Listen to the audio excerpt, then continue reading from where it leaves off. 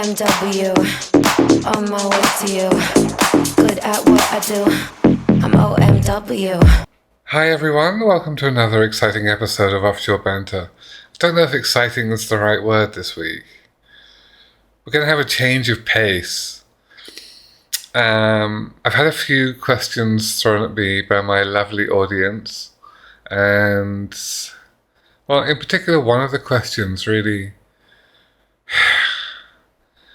well, I'm going to be honest, it was a bit disappointing, because here I am on this channel. I'm talking about my time at sea. I'm talking about adventures and stories I've had as a seafarer, as a mariner, as a sailor, as a hydrographic surveyor, doing some of the most interesting, groundbreaking work at sea that's ever been done. Like, quite honestly, some of the projects I've worked on are revolutionary, pushing the boundaries of engineering.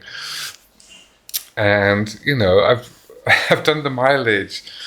I was averaging 250 days a year offshore for a decade or more, you know, and that's the stuff that I bring to this channel. So the first serious question I got from anyone that's been listening or watching, now there's several different channels that this content is distributed, and one of them is YouTube, and that's the one I tend to keep an eye on because it's just, and it's actually the one with the smallest audience.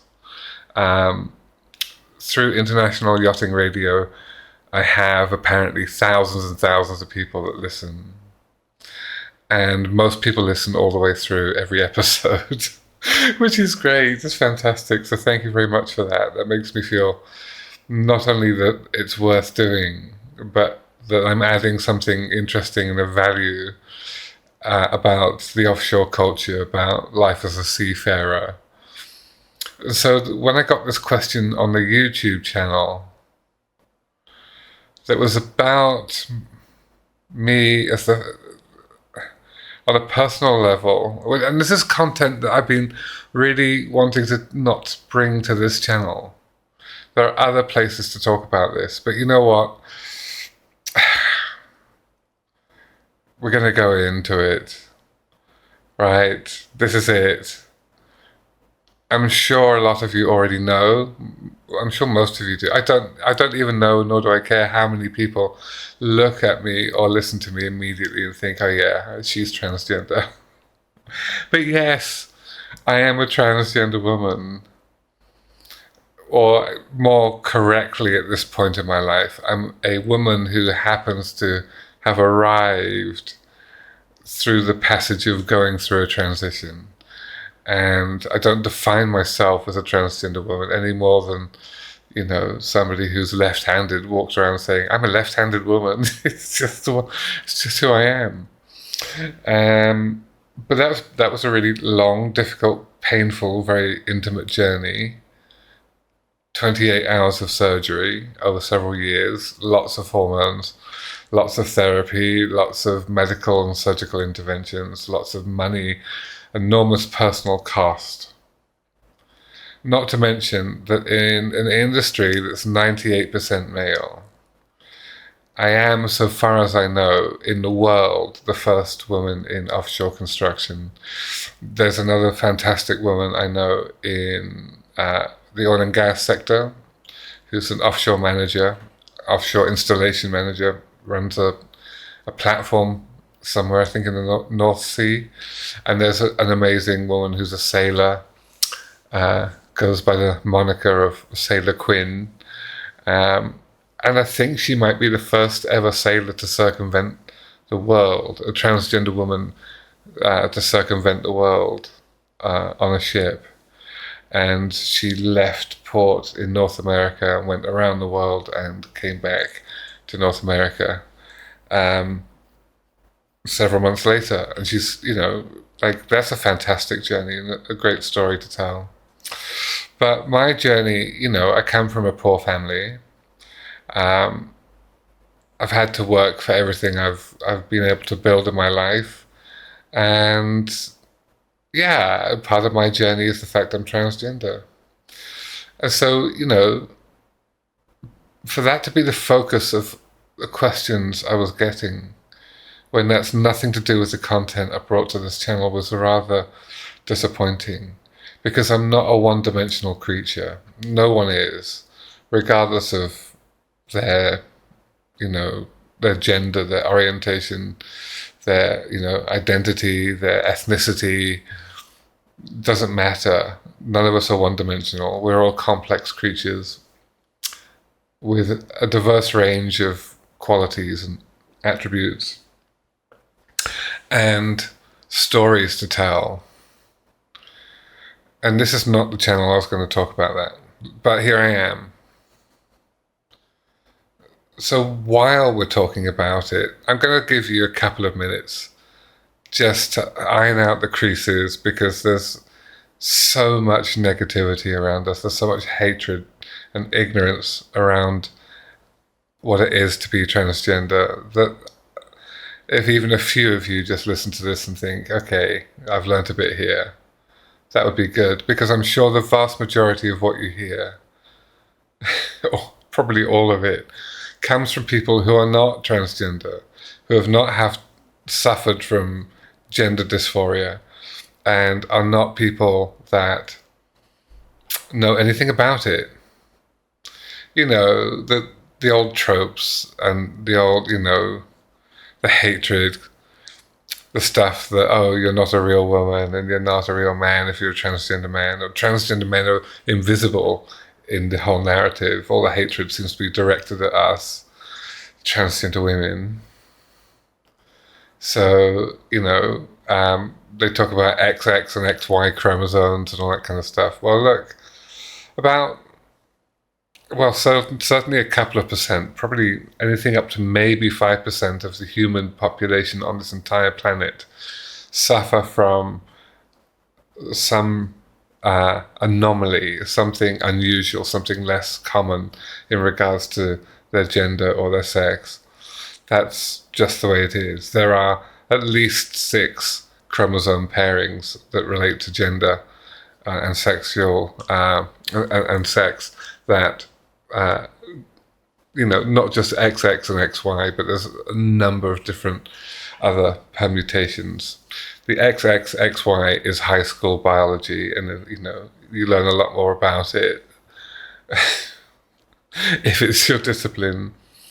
Not just that, but our anatomy, endocrinology, neurology, psychology, all of it, And there are no children going in being converted to be transgender. There's no such thing as transgenderism, in the same way that there's no such thing as cancerism, or left-handedism, or tallism, or shortism.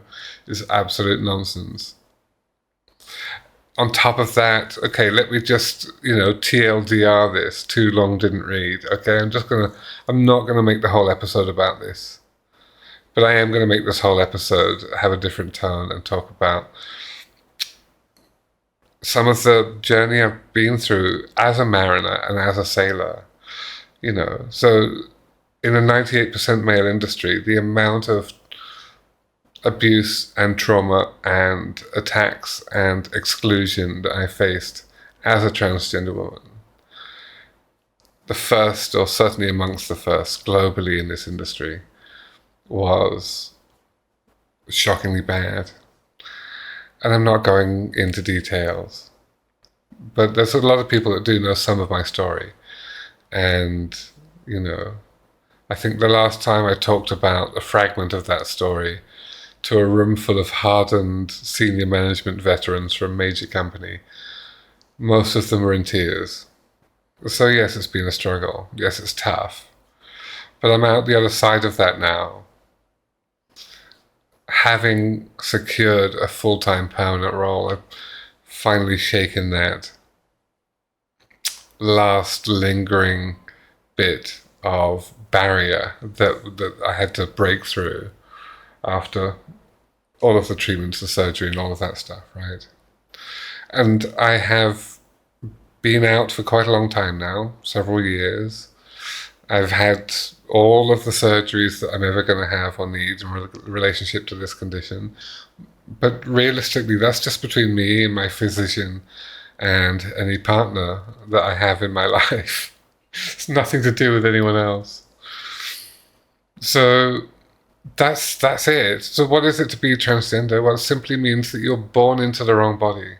All of the emerging medical evidence absolutely shows that there's a strong biological correlation with the fact that our brain chemistry, our neurology, is the gender that we identify with. So I was always a woman, but I was stuck inside a man's body, a bit like a genie in a bottle, a genie in a man-shaped bottle, battering from the inside to get out. And it took a long time for me because of the culture, the time, access to resources,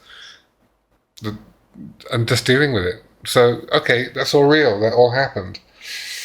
It's not how I define myself. I don't walk around the world saying, I'm a transgender woman. I don't try and convert other people. I simply want to live my life like every single transgender person I know, and I know hundreds around the world. We all just want to get on and live our lives. And the irony is that people who don't know anything about it and come from a place of fear, hatred, ignorance, misinformation, they think it's abnormal for us to want to correct this medical condition. But for us, it's the most normal thing in the world to become ourselves and actually feel like we can breathe and live for the first time ever. So I've got through all that, I've done it, and I really don't want to talk about it that much anymore. I went through a period where I had to talk about it a lot because I was in that process of transitioning. And at that time, if you'd asked me, yes, I would have said I was a transgender woman. But that was to explain it to other people while I was going through the process of not having all of my bits and my identity and how I presented to the world aligned with my inner reality. But now that's all as aligned as it can be. I just get on with my life. As you know, my name is Kim Asher, and I'm a woman, and I work in the offshore industry. Well, I used to. Now I still work with ships, but I'm on land. And I don't name names of companies or projects and stuff like that, as you know. But I'm very happy with the company I've joined. They stood far out and above of all of the other companies I've spoken to in wanting to embrace the unique set of skills, experiences, and attitudes and work ethic that I bring to my role, which has an enormously long and successful track record. I went for 10 months without having any income because it was the first time I was applying for a new job as an out transgender woman. That and the fact that when I first came out, I suffered so much abuse and hatred from a lot of people, physical attacks and verbal assaults and other things, that I had two choices. I could run away and hide under a rock and disappear, or I had to come out fighting. And of course I came out fighting because that's what I do. And when I say fighting, I mean just standing up loud and proud, out loud and proud. So I had to do that to survive. And I did. And that meant that I had to say brutal reality, and I had to create a platform for myself. And I did that, not writing articles about being transgender or banging that drum, but actually by tackling some of the hardest issues that everybody in the industry was talking about behind closed doors, but no one had the courage to say out loud. So I said those things out loud about the way projects are financed, about the politics, about liabilities, about regulatory frameworks. I talked about some really heavy, hardcore stuff that a lot of people express concern with, and that actually are systemic issues that need to be resolved if we're going to have any chance at all in green energy and renewables of meeting targets and, you know, turning back that tide of carbon economy into something that's more regenerative and healthier. And that's the focus of my career now, and has been for many years, is to really to be at the forefront of accelerating our race to make the world a cleaner place. I built many of the world's largest wind farms, been on the team that's done that in a variety of different capacities. And I'm proud of that achievement. I'm also proud of the fact that I am the first transgender woman in the world to get to this point, to have done those things and to be out and doing them and talk about what I bring to the table as a professional. That's been a hard-won achievement, and I'm proud of it. But it's not my identity. I'm a photographer, an art, as you can see, it's one of my photographs. A photographer, an artist, a music producer. I make all my own clothes. I'm a dressmaker. I'm a good cook. I haven't cooked for quite a while recently, not been in the mood. And a veteran seafarer, and a cybernetic theorist, and of course, professional in the industry. I have a lot of bows to my strings, strings to my bow. I have a lot of strings to my bow, and a few bows probably as well. So that's my journey. That's who I am.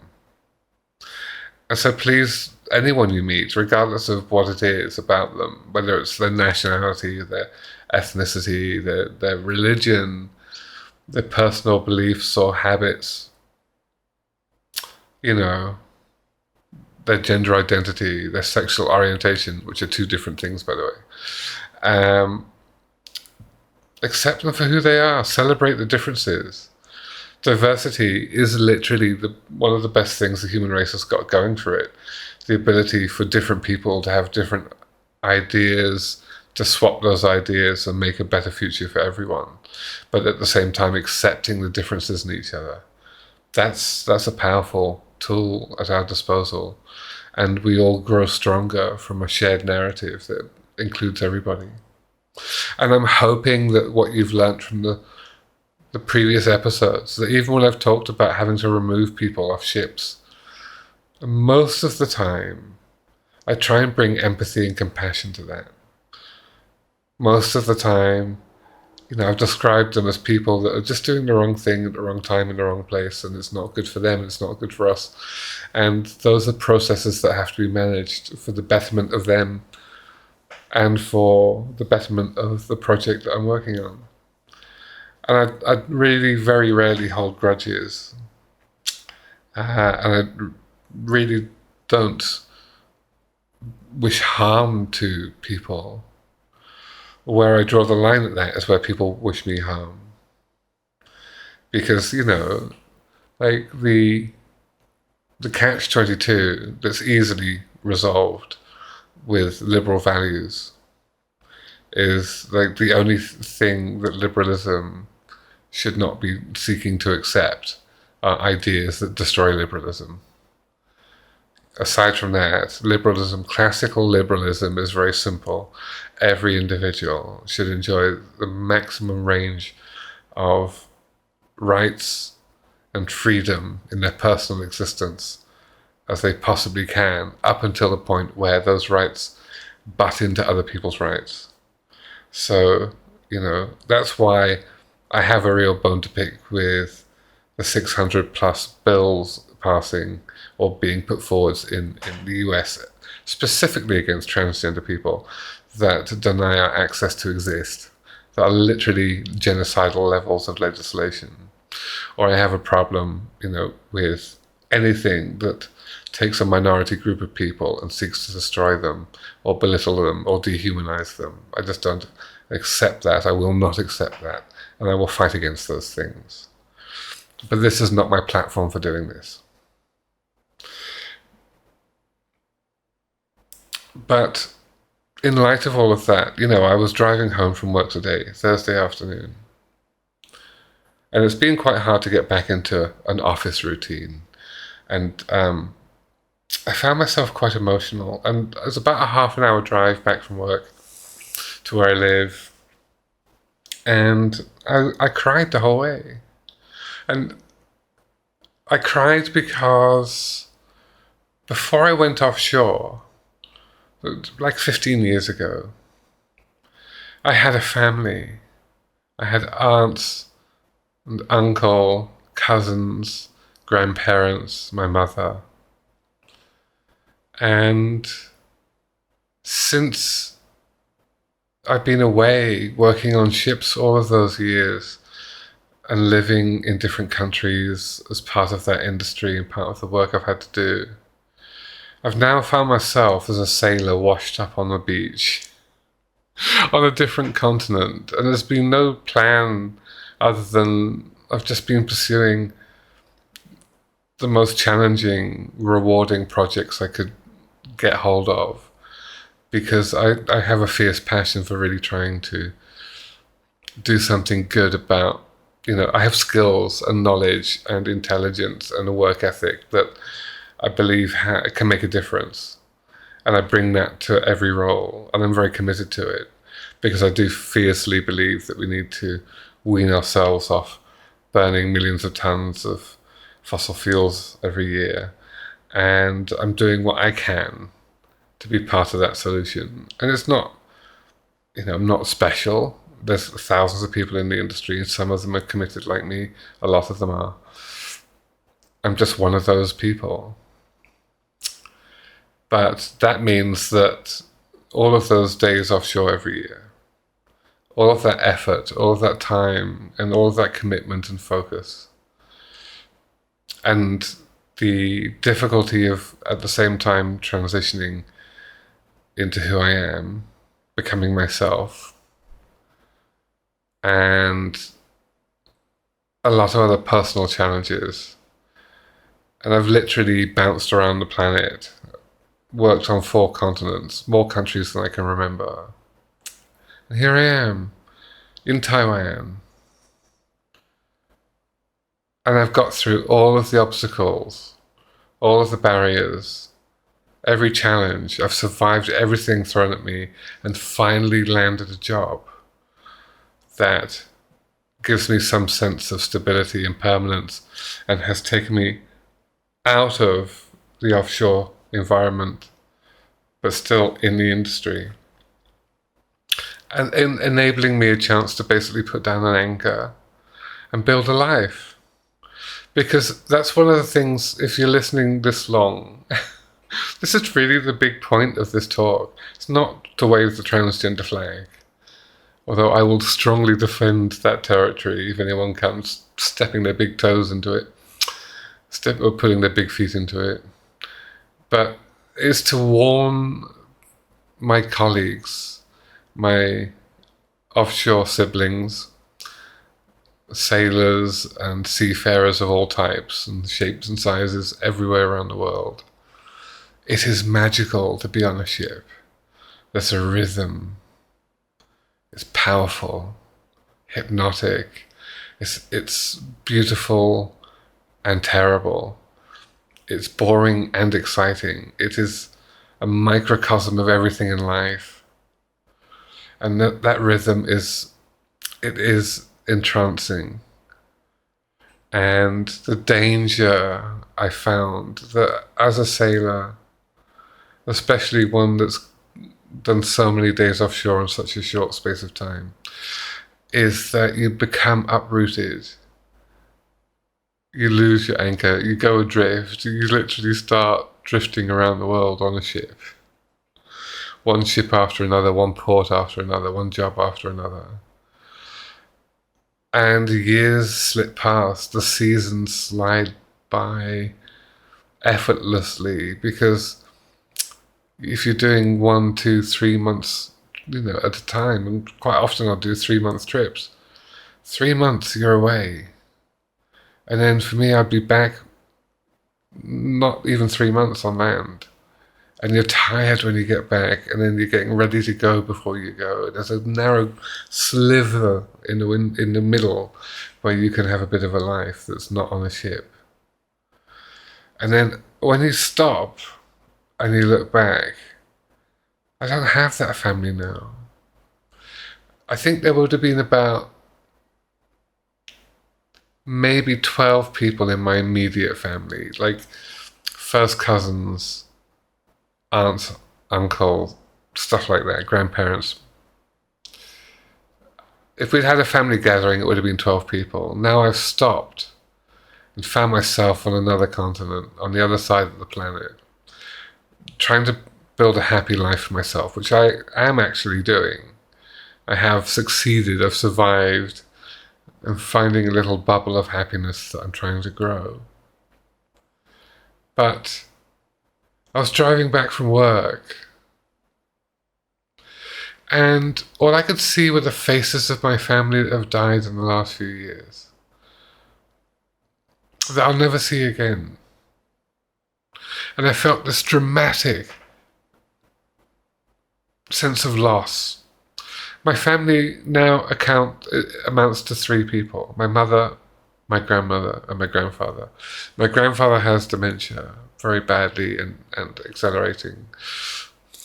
My grandmother is 97 in 2 months. And then there's my mother. And I'm on another continent, and I very rarely see them.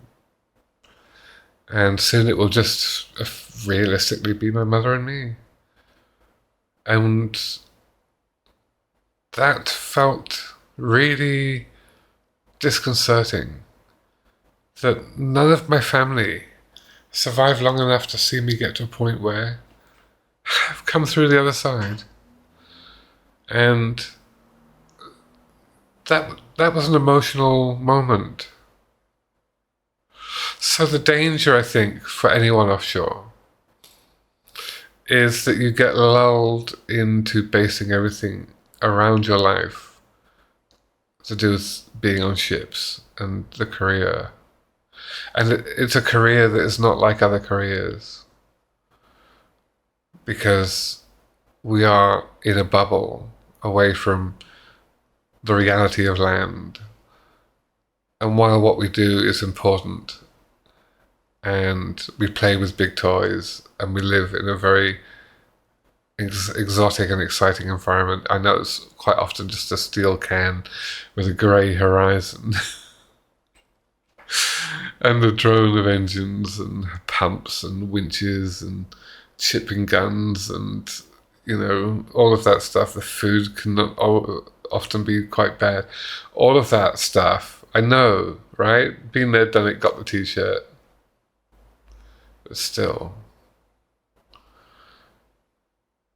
nothing quite like being on a ship. But when you stop and look back, you may find yourself washed up on a beach on the other side of the planet with all of your family dead. And kind of wondering where your life is. And I'm doing okay. Look, I'm not down about it. I literally have endured and survived a lot, and I've come out the other side. And I'm very optimistic about my career, very optimistic about who I am as a person. I love who I am. I love what I do. I'm very committed to it.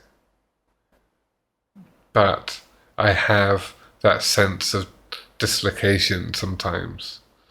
And I think my word of advice would be, keep an eye out. Keep an eye on land occasionally. Have a bit of a plan about what you're going to do and how it's going to work out. And try and do the odd thing to make that happen for yourself, because we can't be sailors forever. Right, that's it. It's a different episode today, isn't it? That is it. It's a different episode today. So, hopefully I answered some of the questions that were thrown about me about my private life. Didn't do a proper question and answer backwards and forwards, but I covered everything I think that's been thrown at me. And I've gone and lifted up the rug and shown you a bit of the dirt underneath it. But I will continue with the usual broadcast content in the next episode. That's it. So, if you're on watch, if you're at sea, if you're far away from home right now, have a good watch. Be a good shipmate. Look after each other. Get home safely. Lots of love. Thank you for watching or listening or just being part of this little show that I do. Take care, everyone. Bye for now.